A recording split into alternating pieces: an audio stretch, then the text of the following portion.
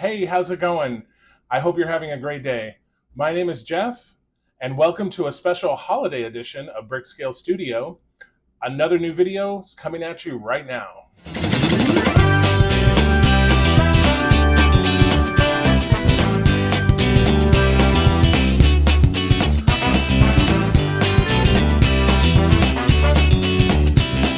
So today is a holiday in the United States, the 4th of July or Independence Day. So I hope for my US viewers, you're having a relaxing day with friends and family, and I hope you enjoy the fireworks tonight safely, please. So today's video, I just wanted to do a quick, it's not really a review, but I just wanted to go over the Lego architecture sets of the White House and the Statue of Liberty, kind of give a little history of both and take a look at the sets really quick. So let's get into it. Even though he never lived in the White House, the first United States President, George Washington, selected the site in 1791 and laid the cornerstone on October 13th, 1792. It was the second U.S. President, John Adams, who was the first to occupy the White House, and it has been occupied by every president since then. The finished structure in 1800 only consisted of the rectangular central building you see here. The south portico, the one that's semicircular, was not added until 1824, and it originally did not contain a balcony. The balcony wasn't added until the 1949 Truman renovation and is to this day referred to as the Truman balcony. The square looking north portico, the one that faces Pennsylvania Avenue, wasn't added until 1830. Now, Thomas Jefferson added terrace colonnades on the east and west sides of the White House, but they were demolished in 1866. They were later reconstructed during the Theodore Roosevelt administration in 1902, and today link the Executive Mansion, or the main part of the White House, to the east and west wings. The West Wing was constructed in 1902, and the East Wing was constructed in 1942. Today, the East Wing houses the offices of the First Lady and is the entry point for public tours, among other things. The West Wing houses the offices of the President and his staff, including the Oval Office, which was added during the Taft administration, but didn't occupy its current location until the Franklin Roosevelt administration.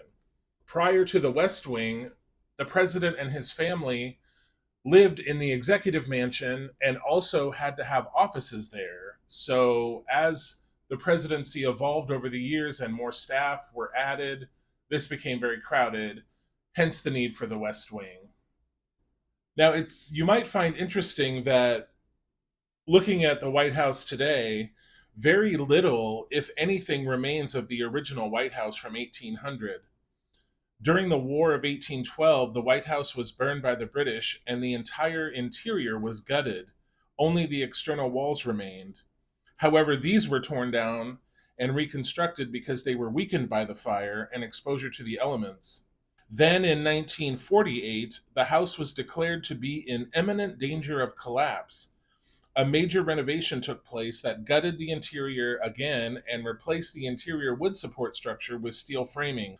While the structure was now sound, much of the original historical finishes were too damaged to reinstall. Cosmetic changes have been made by various administrations throughout the 20th century. Probably the most famous were those done by Jackie Kennedy. When finished, Mrs. Kennedy hosted a televised tour on February 14th, 1962. So taking a look at the Lego build for the White House, this is what they call micro scale. So it's very small. You're working with a lot of small pieces. And unlike today, the latest release in the architecture series is the famous Notre Dame Cathedral, which boasts an interior. This model does not have an interior. The roof does not come off. There's nothing inside. It's literally just a display piece. However, it's very nice and it looks amazing sitting on a shelf. I will say that. The build was kind of interesting. There were a lot of sideways techniques. For example, like here on these window elements, same with the main house and over on the east wing, you build them sort of in a little block, and then you turn them on their side and they kind of slot in. So it's some interesting techniques. And like I said, if you're sort of a scale modeler or you just like display pieces like this is a great set. The other one that I have from sort of the USA landmark collection is the Statue of Liberty. So let's take a look at that one now. The idea for the Statue of Liberty was conceived in 1865 when French historian, political thinker, and admirer of U.S. President Abraham Lincoln, Edouard de la Boulaye, proposed a monument to commemorate the 100th year of U.S. independence coming up in 1876. Now, the people of France would finance the statue, and the people of the United States would provide the site and build the pedestal. Frederick August Bartholdi designed the statue, and the head and torch bearing arm were completed in 1876 and were displayed at various international expositions even before the design for the full statue was complete. In 1876, the torch bearing arm was displayed at the Centennial Exposition in Philadelphia and then moved to Madison Square Park in New York City, where it would remain until 1882. The statue's head was exhibited at the Paris World's Fair in 1878. Now, the statue is comprised of a copper skin attached and supported by an iron skeleton.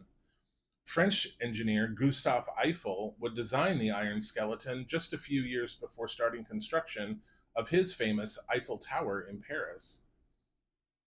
Now, it is interesting to note the Lego version of this, very much similar to the construction of the real statue. All the green that you see that's part of the statue is all attached to a central column that runs the entire length of the statue. And then you build these green plates and attach it to this quote unquote skeleton, if you will. The other interesting thing about this one is sometimes, Lego models are built sort of out of sequence, like you build this part and then you move on to another part. This one, it basically rises from the ground up. You start with that pedestal and you just keep building layer upon layer, up, up, up, up, up, and up until you finish. So it's a very interesting build. There also is a Technic beam that connects the pedestal and the statue. So if for whatever reason you happen to bump it, the statue won't come toppling off the pedestal. It's actually secured in there with a Technic beam and a pin. So it is firmly attached. So the Statue of Liberty, or Liberty Enlightening the World, was dedicated on October 28th, 1886. It would be declared a U.S. national monument in 1924, a UNESCO World Heritage Site in 1984, and added to the U.S. National Register of Historic Places in 2017. One thing that's often associated with the Statue of Liberty is the poem by Emma Lazarus called The New Colossus. So this poem was commissioned as a fundraising effort and auctioned off. But it's the famous poem that contains the lines, "Give me your tired, your poor, your huddled masses yearning to breathe free, the wretched refuse of your teeming shore. Send these, the homeless, tempest tossed to me. I lift my lamp beside the golden door." This poem has become so uniquely identified with the statue that it is inscribed on a bronze plaque located inside the statue. Also, I should note that this is not the only Lego Statue of Liberty that is available. There is a little mini Statue of Liberty that is available in the Brickhead line, and that was a really fun build. A quick little, 20-minute build, but I think it goes really great with the more realistic version of the Statue of Liberty. But this one is still available from Lego. you can get it. It's a great build. Like I said, a lot of cool details in the statue and the pedestal. Full disclosure, the pedestal is a little repetitive because basically it's the same on all four sides. So you're repeating that pattern four times for sort of each layer. But other than that, I mean, it's hard to argue that the finished product isn't great. Like it looks really nice, and it pairs really well with the White House. So anyway, that is just a little history of the Statue of Liberty and the White House, and a look at their Lego counterparts. I hope you enjoyed a little closer look at these two sets. As I mentioned in the video earlier, they're both very highly detailed and they're interesting and fun builds. Especially that Statue of Liberty, as it sort of mimics the real statue's construction with that central skeleton that the panels attach to. I hope you have a wonderful day. So until we see each other again, happy building, take care, be kind to each other, and I will see you soon.